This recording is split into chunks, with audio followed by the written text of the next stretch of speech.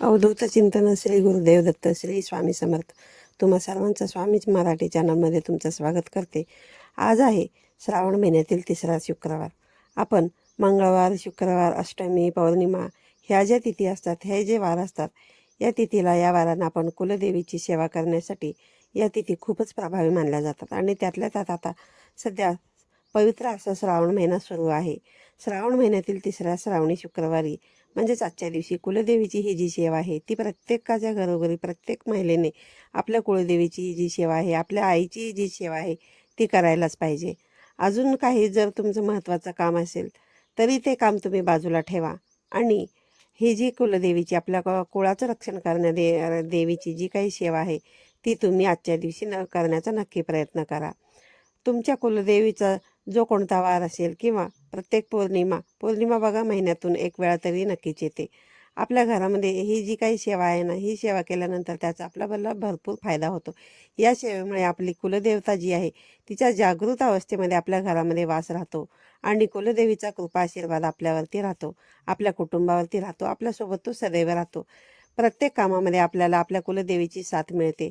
तुमच्या घरामध्ये एखादा आजारपण आहे किंवा तुमच्यावर एखादं कर्ज काढलेलं आहे, तुमचा उद्योगधंदा व्यवसाय आहे ठीक आहे, सध्या चाललेला आहे, पण व्यवस्थितपणे तुमचं म्हणावं तसं तो चालत नाही आहे. त्याचबरोबर तुमची मुलं ऐकत नाही आहेत, मुलं नीट अभ्यास करत नाही आहेत, तुमचे मिस्टर असतील किंवा घरातील आणखीन कोणी व्यक्ती असतील, ते घरामध्ये एका वाईट नादाला लागलेले आहेत, व्यसनाधीन झालेले आहेत.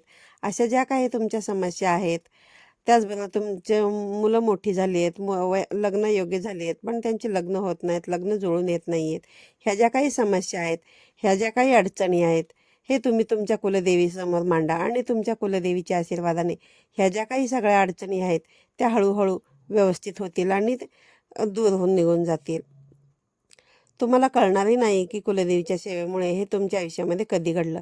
आणि जर शक्य झालं तर प्रत्येक वारी म्हणजे तुमचा जो कुलदेवीचा वार असेल, महिन्यातून 4 मंगळवार, 5 मंगळवार किंवा 4 शुक्रवार, 5 शुक्रवार येत असतात, त्या त्या दिवशी तुम्ही जर तुमच्या कुलदेवीची सेवा केली तर अतिशय उत्तम. पण तुम्हाला असं जर करणं शक्य नसेल तर महिन्यातील कोणत्याही एका वारी जरी तुम्ही आपल्या कुलदेवीची सेवा केली, पौर्णिमेच्या दिवशी जर तुम्ही पौर्णिमेच्या दिवशी कायम आयुष्यभरासाठी ही कुलदेवीची सेवा करण्याचा प्रयत्न केला तर तुम्हाला त्याचा खूपच फायदा होईल. बघा, बऱ्याच जणांकडे कसं कुलदेवीचा फोटो नसतो, टाक नाही आहे असं म्हणत असतात. पण कुलदेवीचा टाक आणि फोटो तुम्हाला माहीत नाही आहे किंवा तुमच्याकडे नाही आहे असं होणारच नाही. कारण तुमच्या घरामध्ये, तुमच्या देवघरामध्ये तुमच्या आईवडिलांना जर तुम्ही स्थान देत नसेल तर आपलं कुळाचं रक्षण करणारी जी देवी आहे, आपली कुलदैवत आहे, ती त्यांना जर तुम्ही आपल्या देवघरामध्ये स्थान देत नाही तर बाकी सगळे देवी देवतांचे फोटो, मूर्ती, टाक, यंत्र तुमच्या देवघरामध्ये तुम्ही ठेवलेले आहेत, तुम्ही पारायण करत आहात, तर त्याचा तुम्हाला तोडगे उपाय करत असाल, सेवा करत असाल तर या सगळ्यांचा तुम्हाला काहीही उपयोग होणार नाही. कारण ह्या ज्या काही तुम्ही सेवा करताना या सेवेचा तुम्हाला काहीही सेवा होणार नाही. जोपर्यंत तुम्ही तुमची कुलदेवी जी असते तिची सेवा करत नाही तोपर्यंत तुम्हाला या सेवेचा काहीही फायदा होत नाही. कारण ह्या ज्या सेवा आहेत, आपली कुळाचं रक्षण करणारी जी देवी आहे तिची सेवा तर आपल्याला केलीच पाहिजे. अगदी पिढ्यानपिढ्या तुमच्या कुळामध्ये तुमच्या कुलदेवीची जो मानसन्मान आहे, मानसन्मान केला जातो. तुमच्या घरामध्ये जर काही एखादं शुभ कार्य असेल, मंगल कार्य असेल, लग्न असेल, आणखीन काही असेल, अशा वेळी कुलदेवीला निमंत्रण दिलं जातं आणि तिचा मानसन्मान केला जातो. अशा या कुलदेवीला जर तुम्ही तुमच्या घरामध्ये मानसन्मान देत नसेल, स्थान देत नसेल तर आणि तुम्हाला वाटत असेल की माझ्या आयुष्यामध्ये सगळं व्यवस्थित असावं, मी जे केलेले उपाय आहेत, तोडगे आहेत, त्याचा मला चांगल्या प्रकारे अनुभव यावा, तर तुम्हाला याचा अनुभव कसा येईल? तुम्हाला कशाचीच प्रचिती येणार नाही. कारण तुम्ही तुमच्या आईवडिलांनाच वाऱ्यावरती सोडलेलं आहे आणि त्यांना तुम्ही घरातच स्थान देत नाही.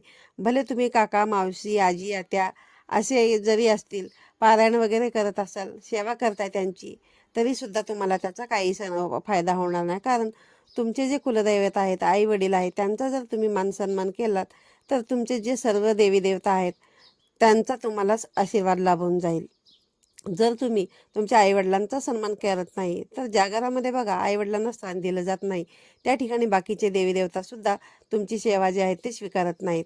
हा तुम्हाला कुठेतरी थोडासा तरी विचार करायला पाहिजे. बघा, तुमच्या कुळामध्ये, तुमच्या घराण्यामध्ये जर पूर्वीपासून चालत आलेल्या चालीरीती आहेत, रूढी परंपरा आहे, त्या पुढे सुद्धा तुम्ही चालू ठेवू शकता. पण आपलं प्रथम कर्तव्य आहे की त्या रूढी परंपरा हे पाळणं आपलं प्रथम कर्तव्य आहे. आणि ह्या चालीरीती रूढी परंपरा आपल्याला सोडायच्याच नसतात. जर तुम्ही एखादा नवीन व्हिडिओमधून किंवा कुठेतरी एखादं नवीन वाचलं असेल, ऐकलं असेल, तर तुम्ही त्या पद्धतीने ते तुमच्या जी काही नेहमीची सेवा आहे त्या सेवेमध्ये तुम्ही ॲड करण्याचा प्रयत्न करा. पण तुमची ती जी सेवा आहे ती सेवा परंपरा सोडून पूर्णपणे दुसऱ्यांचं तुम्ही अवलोकन अजिबात करू नका. कारण असं जर तुम्ही केलं तर ते पूर्णपणे चुकीचं ठरेल आणि याचा जो त्रास आहे तो तुम्हालाच पुढे जाऊन होईल. त्यावेळी आपल्याला काय असतं की आपल्या घरामध्ये जेव्हा एखादा बाहेर आपण नोकरीनिमित्त वगैरे बाहेर गेलेला असतो किंवा तुम्ही वेगळे झालेला असतात, बाजूला राहतात, भले तुमची वाटणी वगैरे काही झालेली नाही, कोणत्या ना कोणत्या कामानिमित्त तुम्ही बाहेर राहता, आपलं घर वेगळं झालं की बरेच जण कसं टाक बनवतात. पण टाक जे आहे ते आपलं जे मुख्य घर आहे त्याच ठिकाणी असं पूर्वीपासून आपल्याकडे असं कुठेच नाही की घर वेगळे झाले किंवा तुम्ही नोकरीनिमित्त कामाला गेले, कुठे राहायला गेले, ते गावाला वगैरे गेले, त्या ठिकाणी टाक ठेवायचे असतात. अशी प्रथा आपल्याकडे नाहीये. आपण कुलदेवीचा फोटो जो आहे तो ठेवू शकतो, देवीची मूर्ती ठेवू शकतो, तिची सेवा आपण करू शकतो. पण कुलदेवीचं जे टाक असतं ना ते टाक आपल्या मूळ घरीच असायला पाहिजे.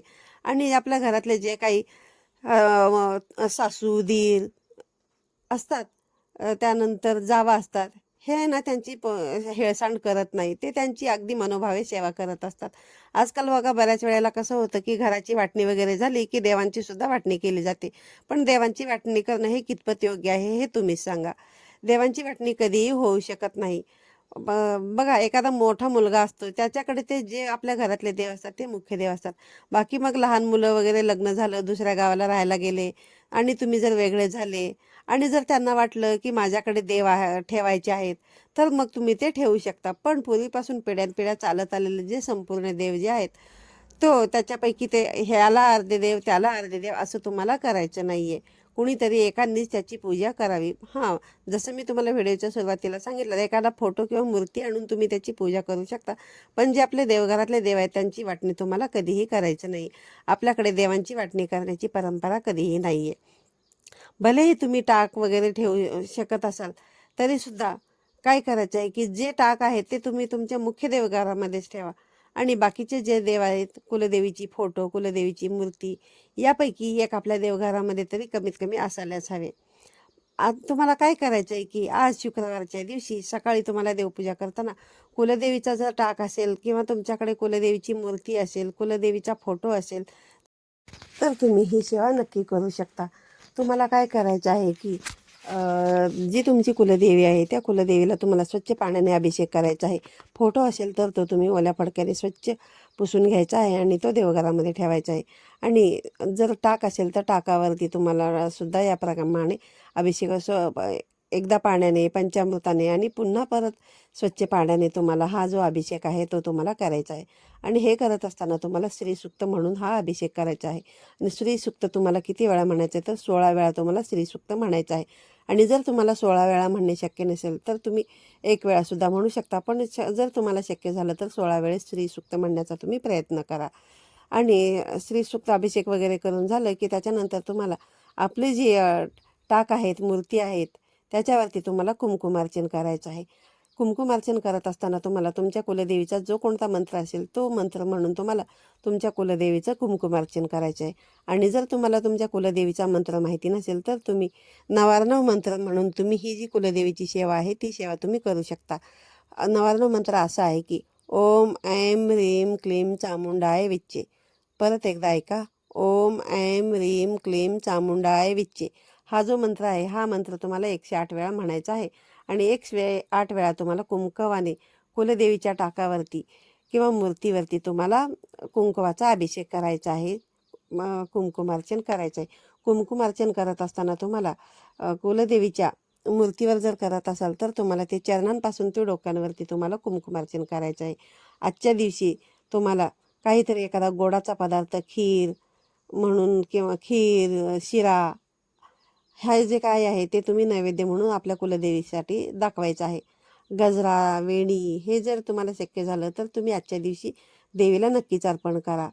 आणि तो नैवेद्य दाखवून झाल्यानंतर एक विड्याचं पान, ज्याला आपण तांबूल म्हणतो, कारण तांबूल हे देवीला खूपच प्रिय आहे, हे तुम्हाला कुलदेवीला अर्पण करायचं आहे. कारण तांबूलाशिवाय शिवाय आहे ना कुलदेवीचा मान सन्मान हा अर्धवट राहतो असं मानलं जातं. कुलदेवीची ओटी असू द्या किंवा नैवेद्य असू द्या तो अपूर्णच मानला जातो. त्यामुळे तांबूल जे आहे ते तुम्हाला देवीला अवश्य अर्पण करायचं आहे. कुलदेवीसाठी पानाचा जो विडा आहे तो तुम्हाला नक्कीच अर्पण करायचा आहे. आणि कुंकुमार्चन केल्यानंतर ते कुंकुमार्चन केलेल्या कुंकवाचं तुम्हाला काय करायचं आहे की जर तुम्ही कोणत्याही शुभ कार्याला जात असाल तर तो तुम्ही महिला जे आहेत घरातील त्या स्वतः लावू शकतात. पण हे जे कुंकू आहे ते पुन्हा तुम्हाला देवपूजेमध्ये वापरायचं नाही आहे.